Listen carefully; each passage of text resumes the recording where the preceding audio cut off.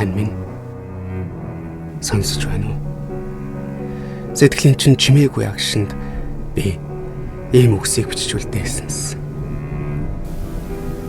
Миний хань үрсийн минь уул гашуун толгой удаах эрүүл сэтгэлийн томгоолол гарц гайц сэтгэл гонсоо эрүүл оршсон аммай билээ гандан бууршгүй ноён нуруутай эзэн биетэй ухаан байх галын бурхнаас шүтсэн эцэг заяатай удмын хаан миний ертөнцийн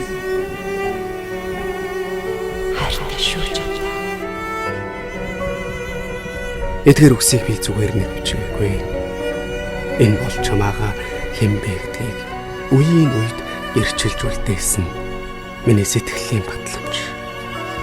Ард минь өнөөдөрч орчлонд ганцаараа алгаж буй энэ өдөрч чи яг тэрл хүн хэвээрээ ноён нуруутай сэтгэлийн тунхагтай өвдсөн ч өвдөлтөө нуруундаа үрээд өрөөлт түшиг өрсөдөө тулхан болсон хүн.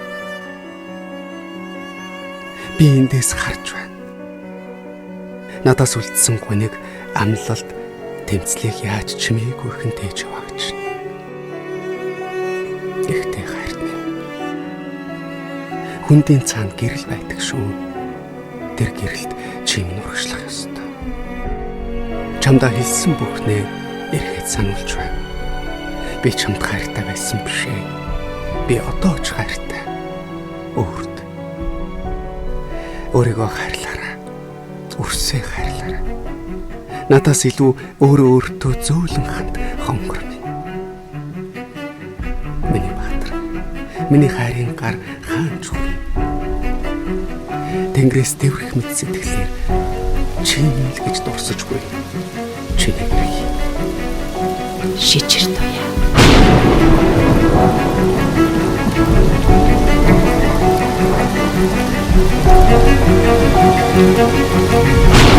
Thank you.